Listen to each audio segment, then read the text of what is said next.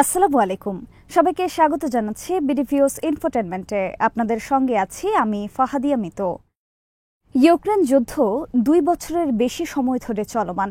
এই যুদ্ধের নানাবিধ প্রভাব ও ফলাফল এখন আমাদের সামনে দৃশ্যমান। একদিকে যেমন এই যুদ্ধের কারণে ন্যাটো সম্প্রসারিত হয়েছে, অন্যদিকে বহু লোকের প্রাণহানিও ঘটেছে, জানমাল ও সমরাষ্ট্রের বিপুল লোকসানও হয়েছে। কিছু সংখ্যক মানুষ ভয়াবহ এই ধ্বংসযজ্ঞ থেকে আর্থিকভাবে লাভবানও হয়েছে। একটি যুদ্ধ এবং এর বহুমুখী প্রভাব ও পরিণতি নিয়ে আলোচনা থাকছে আজকের প্রতিবেদনে।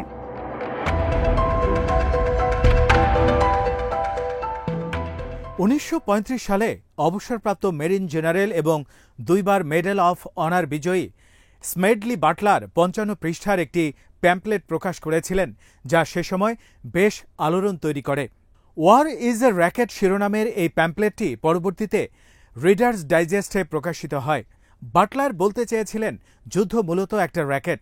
ঐতিহাসিকভাবেই যুদ্ধ সবচেয়ে লাভজনক, আবার একই সঙ্গে সবচেয়ে ভয়ঙ্কর একটি কার্যক্রম। যুদ্ধ বরাবরই একটি আন্তর্জাতিক কৌশল। যুদ্ধের একটি আঞ্চলিক ও আন্তর্জাতিক আবেদন থাকে।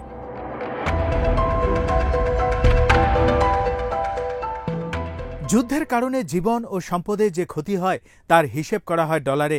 যুদ্ধ জিনিসটা কি, কখন এর সূচনা হবে, আবার কখন এর পরিসমাপ্তি ঘটবে, তা খুব অল্প সংখ্যক মানুষই নির্ধারণ করেন। যুদ্ধের জন্য অনেক মানুষের অনেক অর্থ খরচ হয়, কিন্তু এর লাভ পায় গুটি কয়েক মানুষ। যুদ্ধ অসংখ্য মানুষকে নিঃস্ব করে দিলেও কিছু সংখ্যক মানুষের আবার ভাগ্যও গড়ে দেয়।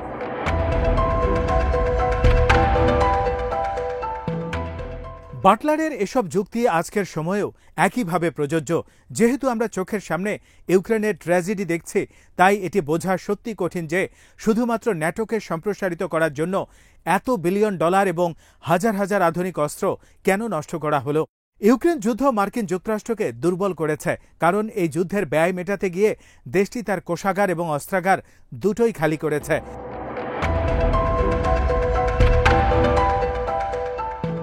আবার ইউক্রেনে মনোনিবেশ করার কারণে বিশ্বের অন্যান্য স্থানে, বিশেষ করে প্রশান্ত মহাসাগরীয় অঞ্চলে যুক্তরাষ্ট্রের কর্তৃত্ব হ্রাস পেয়েছে। এই সুযোগে আধিপত্য প্রতিষ্ঠা করেছে চীন। প্রতিনিয়ত তাইওয়ান, ফিলিপিন এবং জাপানকে চ্যালেঞ্জ করছে। ইউক্রেন যুদ্ধের কারণে সবচেয়ে বেশি প্রভাব পড়েছে ন্যাটোতে। ন্যাটো হল একটি প্রতিরক্ষামূলক জোট যা ১৯৪৯ সালে পূর্ব এবং পশ্চিম ইউরোপে কমিউনিজমের বিস্তার রোধে প্রতিষ্ঠিত হয়েছিল।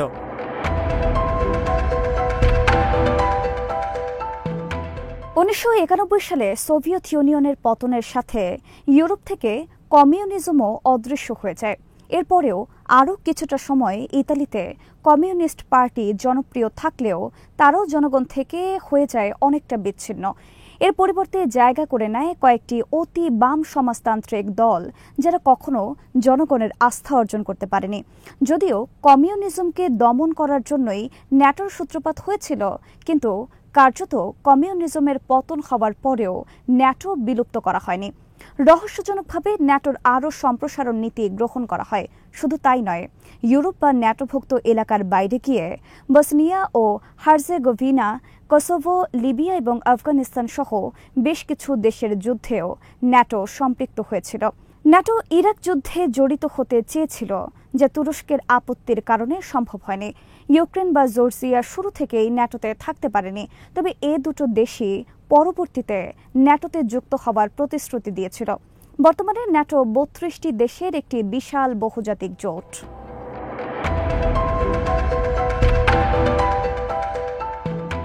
ন্যাটোর অধীনে সম্ভাব্য সামরিক বাহিনীর সদস্য সংখ্যা প্রায় ৩৫ লাখ। এটি ২৫.০৭ মিলিয়ন বর্গ কিলোমিটার এলাকা জুড়ে এই জোটটি সক্রিয় রয়েছে। সম্মিলিতভাবে ন্যাটো অঞ্চলে বসবাসরত মানুষের সংখ্যা ৯৬৬.৮৮ মিলিয়ন, যা চলতি শতাব্দীর শেষ নাগাদ ১ বিলিয়ন ছাড়িয়ে যেতে পারে।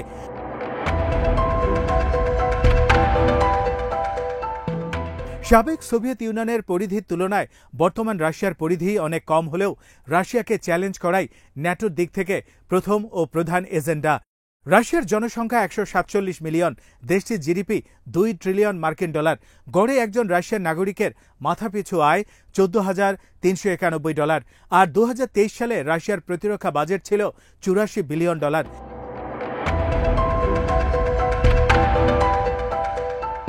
ইউরোপের জনসংখ্যা 742 মিলিয়ন, জিডিপি $35.56 ট্রিলিয়ন, মাথাপিছু আয় $34,230। ইউরোপের সামগ্রিক প্রতিরক্ষা ব্যয় $295 বিলিয়ন, যা রাশিয়ার চেয়ে অনেক বেশি।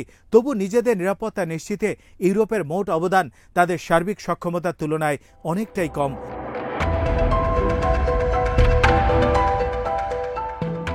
ইউরোপের দেশ যুক্তরাজ্য পারমাণবিক শক্তিধারী, তারপরও ইউরোপের পারমাণবিক অস্ত্রসহ সামরিক সহায়তার জন্য সম্পূর্ণ মার্কিন যুক্তরাষ্ট্রের উপর নির্ভর করে।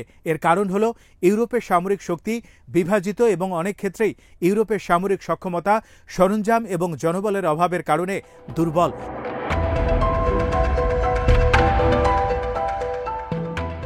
যুক্তরাজ্যের জনসংখ্যা 66.97 মিলিয়ন। এদেশে 3 বাহিনী মিলিয়ে সম্মিলিত সেনার সংখ্যা 1,38,120 জন। প্রতি মুহূর্তেই যুক্তরাজ্যের স্থল সেনাবাহিনী ছোট হচ্ছে।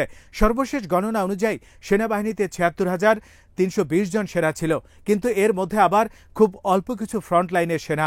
মর্মান্তিক বাস্তবতা হল আমেরিকান বিপ্লবের সময় দ্বিতীয় কিং জর্জের হাতে যে সেনাবাহিনী ছিল, যুক্তরাজ্যের সেনাবাহিনী সে তুলনায় এখন কমে গেছে।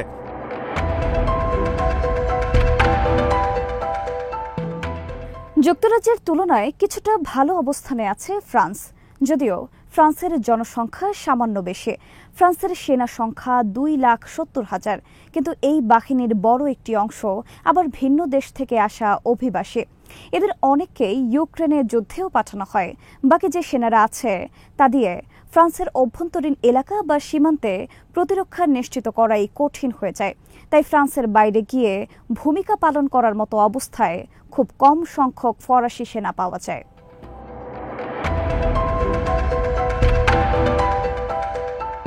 পোল্যান্ড হল ছোট্ট একটি জনসংখ্যার দেশ। এদেশের জনসংখ্যা 36.82 মিলিয়ন, অথচ দেশটির সেনা সদস্যের সংখ্যা 2,16,000। ইউরোপের সবচেয়ে বড় সেনাবাহিনীগুলোর মধ্যে একটি হল পোল্যান্ডের। জার্মানির জনসংখ্যা 83.8 মিলিয়ন, কিন্তু এর সেনা সংখ্যা 1,80,000-এর কিছু বেশি। তবে এই সংখ্যা নিয়েও ধোঁয়াশা রয়েছে।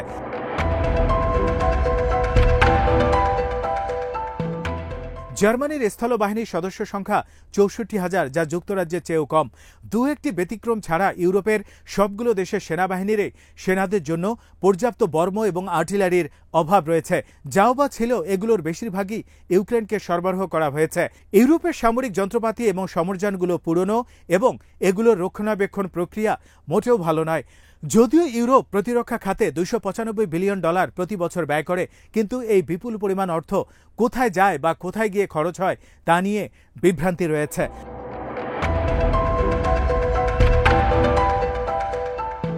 বছরের পর বছর এত অর্থ ব্যয় ও বরাদ্দ করার পরও ইউরোপের সামরিক দুর্বলতাগুলো কাটিয়ে ওঠা যাচ্ছে না।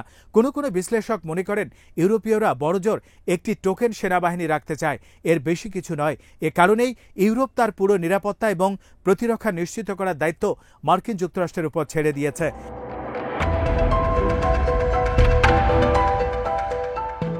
অন্যদিকে মার্কিন যুক্তরাষ্ট্রে সার্ভিস মেম্বারের সংখ্যা প্রায় 1 লাখ, যারা পুরো ইউরোপ জুড়ে বিভিন্ন স্থানে মোতায়েন রয়েছে।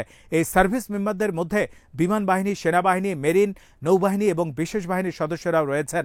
এই 1 লাখ সার্ভিস মেম্বারদের মধ্যে 20,000 সদস্যকে 2022 সালে আগে ইউরোপের দেশ এস্তোনিয়া, লিথুনিয়া, লাটভিয়া, পোল্যান্ড ও রোমানিয়াকে সামরিক সহায়তা করার জন্য পাঠানো হয়েছিল। এক কথায় বলতে গেলে ইউরোপিয়ানরা নিজেদের রক্ষার জন্য পুরোপুরি মার্কিন এক্সপিডিশনারি সেনাদের উপরই ভরসা রেখে চলছেন।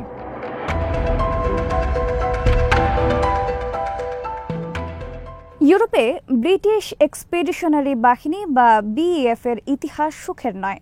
দ্বিতীয় বিশ্বযুদ্ধের সময়ে বিএফ 13টি ডিভিশনে বিভক্ত ছিল এবং এর সেনা সংখ্যা ছিল 3,90,000। এরপরেও এই ফোর্সকে ডানকার্কে অপারেশন ডায়নামো, লে হাভারের অপারেশন সাইকেল এবং ফরাসি আটলান্টিক ও ভূমধ্যসাগরীয় বন্দরে পরিচালিত অপারেশন এরিয়াল থেকে সরিয়ে নিতে হয়েছিল। ইউরোপ বা রাশিয়া দুই পক্ষেরই সেনাবাহিনীর আকার ও শক্তিমত্তা এখন প্রথম বা দ্বিতীয় বিশ্বযুদ্ধের তুলনায় অনেকটাই হ্রাস পেয়েছে।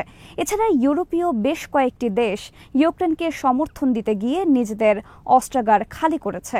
তাদেরকে ইউক্রেনে ট্যাঙ্ক, সাজোয়া যান, মিসাইল, এয়ার ডিফেন্স সিস্টেম, কামান, গোলাবারুদ এবং প্রচুর সমরাস্ত্র পাঠাতে হয়েছে।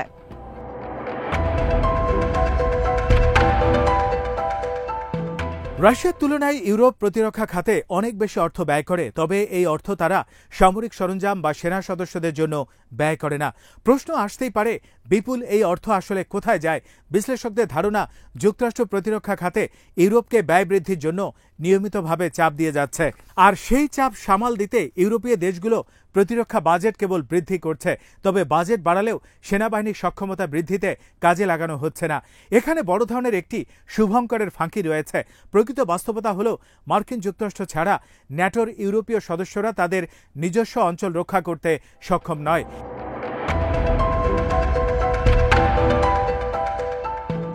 ইউরোপকে নিরাপদ রাখতে গিয়ে যুক্তরাষ্ট্র আবার অন্য ধরনের ভূ রাজনৈতিক সংকটে পড়েছে। মার্কিন অস্ত্রাগার খালি হয়ে আসছে, আর ইউরোপে নিজেদের সেনা ও সমরযান মোতায়েন রাখতে গিয়ে এশিয়া ও প্রশান্ত মহাসাগরীয় অঞ্চলে মার্কিন উপস্থিতি কমে এসেছে। এই সুযোগে আগামীতে মধ্যপ্রাচ্যে ইরান আধিপত্য বিস্তারে সক্ষম হবে। পূর্ব এশিয়ায় চীনের সাথে সংঘাতে জড়ালে কিংবা কোরিয়ান পেনিনসুলায় উত্তেজনা বাড়ালে যুক্তরাষ্ট্র এতগুলো উইং সামাল দিতে গিয়ে বিপর্যয়ের মুখে পড়তে পারে। ন্যাটো যত সম্প্রসারিত হচ্ছে, যুক্তরাষ্ট্রের নিরাপত্তা দেওয়ার দায়ও ততটাই বৃদ্ধি পাচ্ছে।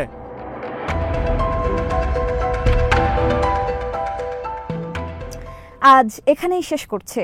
সমরাস্ত্র, প্রতিরক্ষা ও কূটনীতির নানা তথ্য জানতে চোখ রাখুন বিডিফিউজ ইনফোটেনমেন্টে। চ্যানেলটি ভালো লাগলে সাবস্ক্রাইব করুন, সংযুক্ত থাকুন আমাদের ফেসবুক পেজে। আল্লাহ হাফেজ।